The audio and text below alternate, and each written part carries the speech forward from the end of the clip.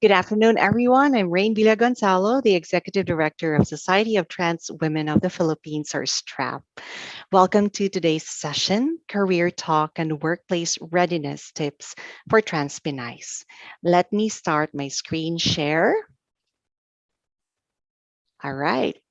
This is for all of you who have plans of becoming part of the workforce, or for all of you who are already part of the workforce but would like to get some tips on how to navigate through your career and in the organization that you are a part of. I will be joined by my esteemed colleagues as we go through these subtopics. First, I will be covering the resume writing and job interview tips, and then the building a career and navigating in the workplace as a trans Pinay will be handled by Rika Paras. The workplace diversity, equity, and inclusion and its impact on trans Pinays will be discussed by Melay Lopez. And finally, the diversity, equity, and inclusion in the Philippines, it will be discussed by Jay Banzagales. All right, to start off, let's talk about where to look for job openings. Um, as a college student or a graduating student, you can actually find these job openings in your university or college career and placement offices. You can also find job announcements by some major organizations in the newspaper ads, although it's not that very common anymore. The job boards would be the most popular source, the internet. All you have to do is you just type in the company name and then careers, and then you will find the links to their career sites if you have already an idea what company that you would like to be a part of. And finally, referrals or the word of mouth. Within your network or among your friends, you may have people who are part of an organization, so you can definitely ask them if they have published job openings. And in that conversation, also, you can already tell, or you can at least have a glimpse of the type of organizational culture they have. Another tip when looking for job opportunities would be to keep your focus. Um, Having a directed and targeted approach in looking for the kind of work that you want or the line of work that you feel passionate about will really spare you from getting desperate and also getting too exhausted in attending interviews or preparing for interviews or submitting applications. It would be best to prioritize and target a specific company or an industry. Would also help if you have a set of criteria on the line of work that you are aligned or you are passionate about, and then from there you will start looking for the job openings related to that kind of work.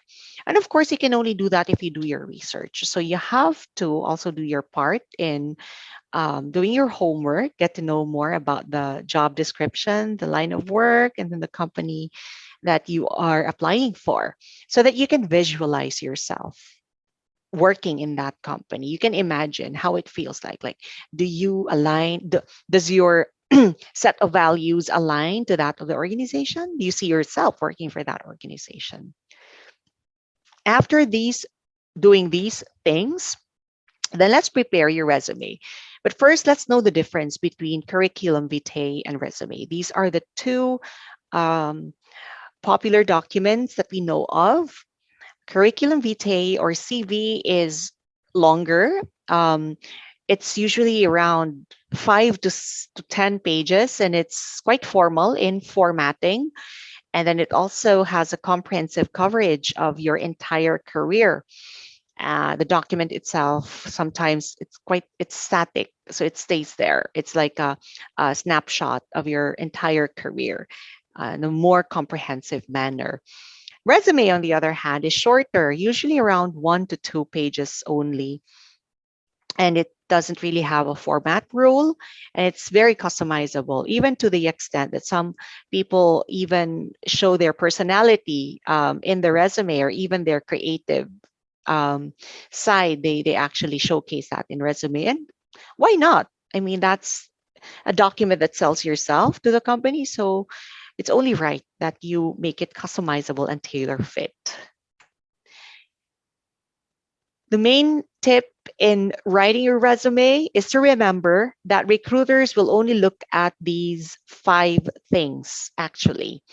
Um, the interview is quite short, 30 minutes to an hour, and recruiters sometimes they don't have all the, they don't have the time to review everything. So they usually take a look at, of course, your name, and then the current title and company, and then your current position, the details of your position, and the start and end dates of that.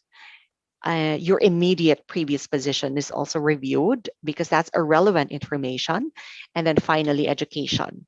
So make sure that your resume contains very comprehensive details, brief and concise, but complete in all of these parts.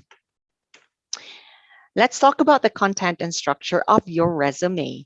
So, of course, it has to have a career summary. Career summary is usually at the topmost part of your resume, and it should not be more than 3 to 5 sentences in total.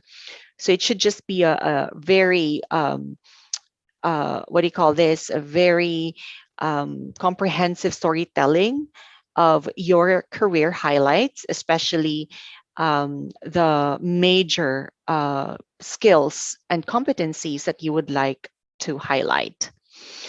Education, of course, make sure that it shows the most recent and the highest educational attainment, and then the course and the year graduated. And then the work experience should be very comprehensive but brief and concise. You may add the following only if they add value. So you can also put some information around any honors or awards you received from the firm or from the industry, any relevant courses or related skills and experiences that you would like to highlight, if only if it adds value though. And finally, volunteer activities and experience. This is also something that you want to highlight because this will also this can also speak a lot about how you are able to manage your responsibilities and still have the time to devote to these volunteer work. It speaks a lot about your character and your dedication. Always keep in mind that you have to format your resume wisely. Do not bombard it with a lot of information. It has to be friendly to the reader. Always put yourself on the shoes of the person who will read it, like the interviewer. So make sure that it's well balanced. The spaces are on your resume, making sure that it's not lopsided on one side. The text is not very heavy on one part. Make sure that it's very well balanced and formatted. And of course, use professional photo. It's a it's a non-negotiable. You really have to use professional looking photo. It doesn't have to be very fancy and all. Just make sure it's a professional, it's a photo that depicts professionalism. When you identify accomplishments, make sure that you quantify them. So you have to make sure you have data, you have numbers perhaps, or the results would be very important. And also, you would rather want to identify your accomplishments per role instead of just describing your job description or what you do. So identify accomplishments, not job descriptions, as much as possible, and quantify your accomplishments. Ensure accurate information, of course. Make sure these are truthful and factual. And finally, proofread.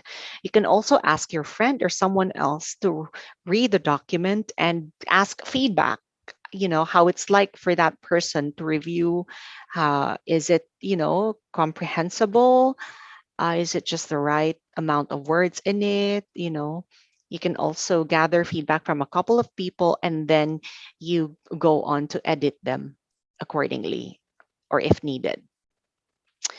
All right, we're done with the resume writing, so we can now go straight into the job interview tips.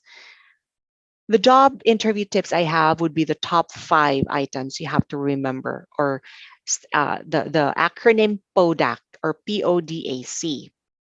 It's easy to remember, PODAC or PODAC. Let's start with letter P, or it stands for prepare. Of course, it's very important you do your homework. Review the job description and role requirements.